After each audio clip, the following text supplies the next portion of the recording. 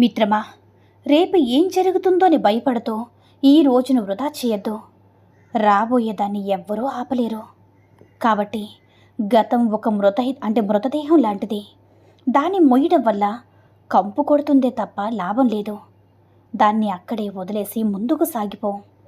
Social మీడియాలో చూసేవన్నీ కూడా నిజం కావు మిత్రమా. దేన్నైనా సరే గుడ్డిగా నమ్మే ముందు ఒక్కసారి ఆలోచించేటటువంటి విచక్షణ నీకు కావాలి. ప్రకృతి మనకి ప్రాణం పోస్తుంది. దాన్ని కాపాడుకోవడం మనకి కనీస ధర్మం. మనం ప్రకృతిని కాపాడితే అది మనల్ని కాపాడుతుంది. ఒక్క విషయం తెలుసుకో మిత్రమా, ఒక్కోసారి అన్యాయం గెలిచినట్లు అనిపించవచ్చు, కానీ సత్యం ఎప్పుడు కూడా తన గమ్యాన్ని చేరుకుంటుంది. ఓపిక పట్టడమే మనం చేయగలిగింది. పరిస్థితులు మారినప్పుడు నీ స్వభావాన్ని మార్చుకోవద్దు. నీ విలువలే నీకు అసలైన ఆస్తి. లోకమంతా నిన్ను మెచ్చుకున్నా నీ మనస్సాక్షి నిన్ను నిందిస్తుంటే అది నీ ఓటమే. ఎవరికి భయపడకపోయినా సరే నీ మనస్సాక్షికి మాత్రం భయపడి బ్రతుకు. అవునా మిత్రమా? ఏదైనా సరే విజయం తలకెక్కినప్పుడు మనిషి తన గతాన్ని మర్చిపోతాడు. కానీ గతాన్ని మర్చిపోయినవాడు భవిష్యత్తులో మళ్ళీ అదే తప్పులు చేసి పతనమవుతూ ఉంటాడు. పేదరికం అనేది శాపం కాదు, అది ఒక స్థితి మాత్రమే. మనసు పేదరికం లేనివాడు అన్నిటికంటే గొప్ప ధనవంతుడు మిత్రమా. మానవత్వమే అన్నిటికన్నా గొప్ప మతం. అర్థమైందనుకుంటా. ఎదుటి మనిషి కష్టంలో ఉన్నప్పుడు సహాయం చేయకపోతే ఏ దేవుడు కూడా నిన్ను మెచ్చుకోడు. ఎందుకో తెలుసా? స్వేచ్ఛ అంటే నీకు నచ్చినట్టు చేయడం కాదు మిత్రమా. ఏది సరైనదో అదే నువ్వు చేయగలగడం. నీ భర్తకు కావాల్సిందేంటో తెలుసా? ఇంటికి రాగానే ఒక చిరునవ్వు. భార్యకి కావాల్సింది తను చేసే పనిలో ఒక గుర్తింపు.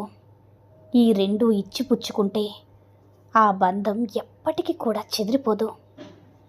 అర్థమైందనుకుంటా. మిత్రమా, ఒక విషయం చెప్పనా? నిన్ను విమర్శించే వారందరూ కూడా నీ శత్రువులు కాదు. నిన్ను పొగిడే వారందరూ కూడా నీ మిత్రులు కాదు. విమర్శలో ఉన్న సత్యాన్ని గ్రహించి నిన్ను నువ్వు మెరుగుపరుచుకో. పేరు వెనక వెతకడం కంటే 10 మందికి ఉపయోగపడే పని చేయు. నీ పేరు దానంతటదే నిలబడుతుంది. కొన్నిసార్లు మౌనంగా ఉండడం అంటే ఓడిపోవడం కాదు మిత్రమా. ఎదుటివారికి మన విలువ తెలిసేలా సమయానికి అవకాశం ఇవ్వడం. ఓర్పు అనేది ఎంత చేదుగా ఉన్నా దానివల్ల వచ్చే ఫలితం తీయగా ఉంటుంది. ఇల్లంటే 4 గోడలు పైకప్పు కాదు.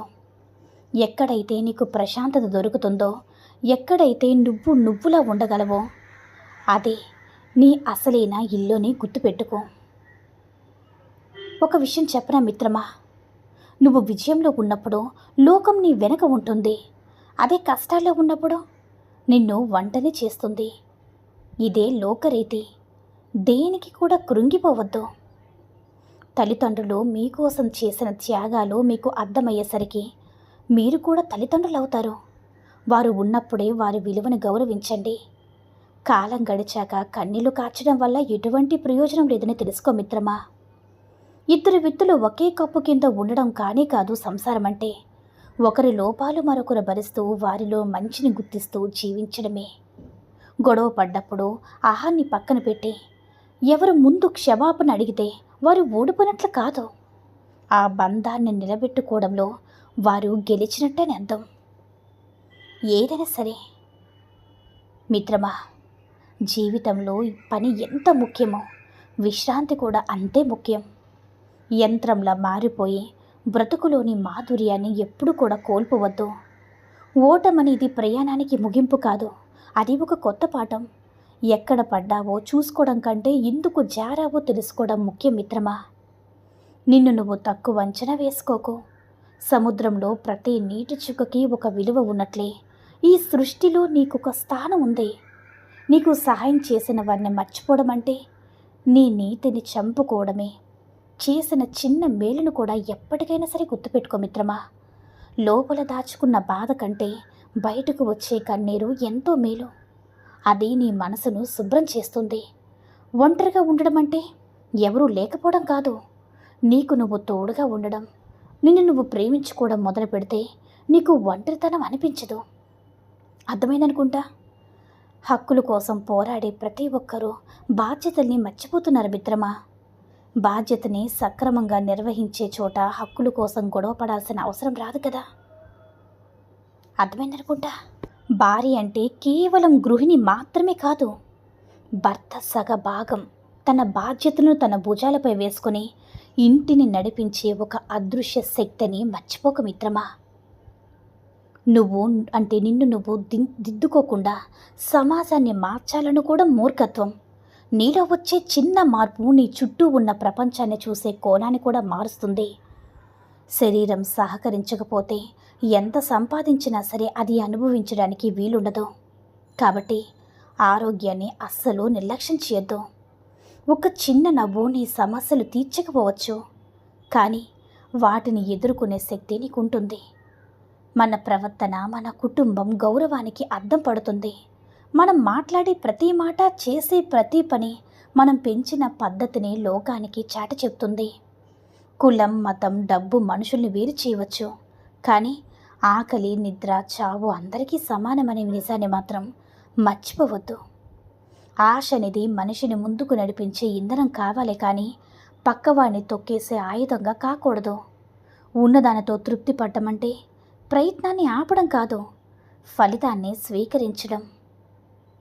డబ్బు అవసరాలు తీరుస్తుంది, సౌకర్యాలను ఇస్తుంది, కానీ మనశ్శాంతిని, ఆరోగ్యాన్ని మాత్రం అస్సలు ఇవ్వలేదు. డబ్బు వెనుక పరిగెడుతూ నీ యొక్క జీవితాన్ని కోల్పోవద్దు మిత్రమా. పిల్లలకి ఆస్తులు ఇవ్వడం కంటే మంచి అలవాట్లు, విలువలు ఇవ్వడం గొప్పది. డబ్బు కరిగిపోవచ్చు, కానీ సంస్కారం తరతరాలకి నిలుస్తుంది. ఒక తప్పును మొదటిసారి చేస్తే అది పొరపాటు, రెండోసారి చేస్తే అది అలవాటు. అనుభవం నుంచి నేర్చుకునేవాడు ఎప్పటికీ కూడా ఎదగలేడని గుర్తుపెట్టుకో మిత్రమా. నమ్మకం అనేది ఒక సన్నని దారం లాంటిదే. అది ఒక్కసారి దిగితే మళ్ళీ ముడి వేయొచ్చు, కానీ ఆ ముడి ఎప్పటికీ కనిపిస్తూనే ఉంటుంది. బంధాల్లో పారదర్శకత చాలా ముఖ్యం. ఈ ప్రపంచంలో ఏది శాశ్వతం కాదు. మనం తెచ్చిందేమీ లేదు, తీసుకెళ్లేది ఏమీ లేదు. మధ్యలో మనం వదిలి వెళ్ళే మంచి జ్ఞాపకాలు మాత్రమే మనల్ని చిరంజీవులు చేస్తాయి. మిత్రమా, ఏదైనా సరే నీకు అవసరమైనప్పుడు పలకరించే మనుషుల కంటే వారికి అవసరం లేకపోయినా సరే నిన్ను పలకరించే మనుషులకి నువ్వు ఎక్కువగా విలువనివ్వు. అర్థమైందనుకుంటా. ఒక మగాడి అసలు రంగు ఈ లోకానికి తెలియదు, అలాగే తనను కనిపించిన తల్లికి కూడా తెలియదు. ఒక్క భార్యకు మాత్రమే తెలుస్తుంది మిత్రమా. అర్థమైందనుకుంటా. ఈ సూక్తుల్లో ఏ సూక్తి నచ్చిందో కామెంట్ చేయండి. ఈ వీడియో కనుక నచ్చినట్లయితే లైక్ చేసి మరిన్ని వీడియోస్ కోసం మన ఛానల్ని సబ్స్క్రైబ్ చేసుకుని మాకు కొంచెం సపోర్ట్ చేయండి. ధన్యవాదములు.